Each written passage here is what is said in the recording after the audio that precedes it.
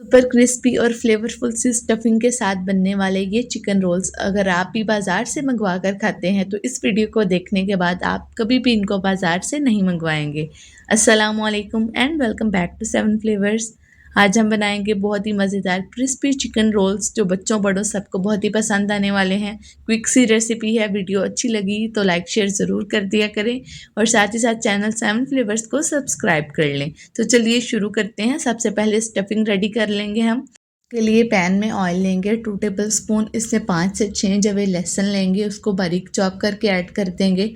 लहसुन को हम फ्राई करेंगे 1 से 2 मिनट के लिए। उसके बाद हम इसमें प्याज शामिल कर देंगे। प्याज को हम बिल्कुल बारीक चॉप करके ऐड करेंगे। एक मीडियम साइज़ का प्याज था।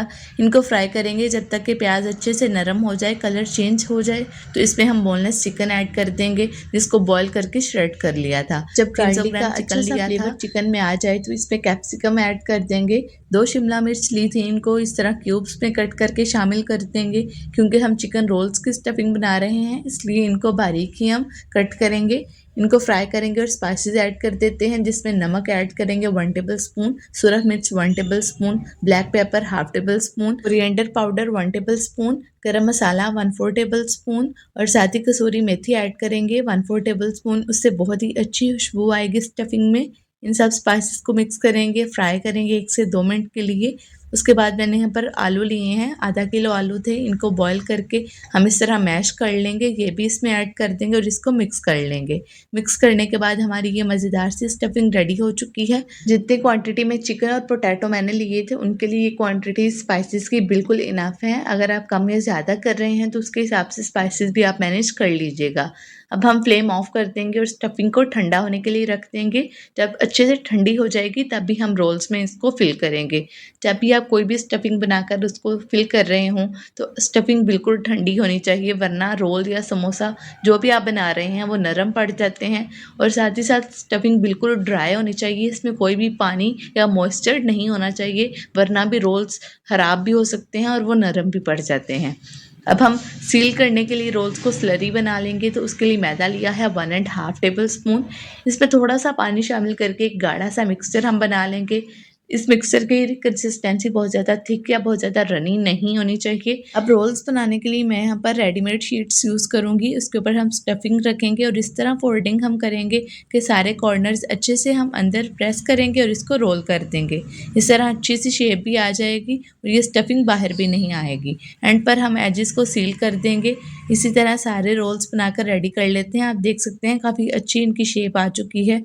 अगर आप इन रोल्स को बनाकर स्टोर भी करना चाहते हैं तो किसी भी एयर टाइट कंटेनर में आप इनको स्टोर कर सकते हैं। अप टू 1 मंथ ये बिल्कुल सही रहेंगे, ख़राब नहीं होंगे। आप इनको फ्रीज़र में रखिएगा। अब हम इनको फ्राई कर लेते हैं। उसके लिए ब्रेड क्रम्स लेंगे। बाइंडिंग के लिए मैं यहाँ पर एग और मिल्क का मिक्सचर यूज़ करूँगी। इसको अच्छे से मिक्स कर लेंगे, इससे ब्रेड क्रम्स अच्छे से स्टिक हो जाएंगे रोल्स के साथ। अब मैं यहाँ पर रोल्स ले रही हूँ, फ्रीज़र से इनको निकाला था। इनको डीफ्रोस्ट बिल्कुल नहीं करेंगे। जैसे ही आपने इनको फ्रीज़र से निकाला फ़ौरन ही हम यूज़ कर लेंगे, वरना ये सॉगी और सॉफ्ट हो जाएंगे, फ्राइंग में भी डिफ़िकल्टी होगी। अब हम इसके ऊपर जो मिक्सर एग का हमने बनाया था वो लगाएंगे। एडजेस पे भी अच्छे से इसको लगा देंगे और साथ ही ब्रेड क्रम्स इसके ऊपर अच्छे से कोट कर देंगे।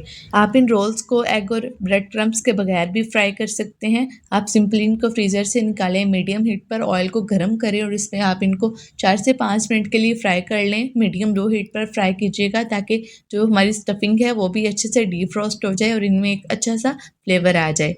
अगेन हम वही स्टेप रिपीट करेंगे। पहले एग के मिक्सचर में इनको डिप करेंगे और उसके बाद ब्रेड क्रम्स की अच्छी सी कोटिंग इसके ऊपर कर लेंगे। आप देख सकते हैं कितने अच्छे से कोटिंग हो चुकी है। इसी तरह सारे रोल्स हम रेडी कर लेंगे और फिर इनको फ्राई कर लेते हैं। फ्राइंग के लिए हम ऑयल लेंगे पैन में और इसको मीडियम हीट पर गर्म कर लेंगे। इनको शैलो फ्राई करेंगे, इसके लिए हमने मीडियम लो हीट रखनी है। तकरीबन 6 मिनट मुकम्मल हम इनको फ्राइंग टाइम देंगे। 3 मिनट एक साइड पे फ्राई करेंगे। जब कलर चेंज होगा तो साइड्स हम फ्लिप कर देंगे। इसको बहुत ज़्यादा हाई फ्लेम पर फ्राई मत कीजिएगा, वरना ब्रेड क्रम्स भी जल जाएंगे और जो रोल शीट है वो भी कच्ची रह जाएगी। इसलिए इनको मीडियम हीट पर हम फ्राई करेंगे जब तक कि अच्छा सा प्यारा गोल्डन कलर इनमें आ जाए। इस स्टेज पर आप देख सकते हैं काफ़ी अच्छा सा कलर आ चुका है, तो हम इनको निकाल लेते हैं। माशाल्लाह बहुत ही अच्छे और क्रिस्पी से ये हमारे चिकन रोल्स बनकर रेडी हो चुके हैं। अब हम इनको डिश आउट कर लेते हैं। آپ ان کو کسی بھی طرح سوسز کے ساتھ سرو کر سکتے ہیں، یہ بہت ہی یمی لگتے ہیں۔ اور اگر آپ افطار کے ٹائم یہ مزیدار سے چکن رولز بنا کر گھر والوں کو کھلائیں تو وہ یقیناً خوش ہو جائیں گے۔ آپ اس مزیدار سی ریسیپی کو ضرور ٹرائی کیجیے گا، یہ بہت ہی آسان اور کوئک ریسیپی ہے۔ اس کو بنانے کے لیے کوئی بھی فینسی آئٹمس ہم نے ایڈ نہیں کیے، سمپل گھر پر موجود اسپائسیز ایڈ کیے ہیں۔ اس طرح آسان سی ریسیپیز کے لیے ہمارے چینل 7 فلیورز کو ضرور سبسکرائب کر لیں، اور اگر ہماری ویڈیو اچھی لگے تو لائک شیئر ضرور کر دیا کریں۔ ملتے ہیں ایک نئی ریسیپی کے ساتھ، تب تک اپنا زیادہ سے زیادہ خیال رکھیے۔ اللہ حافظ۔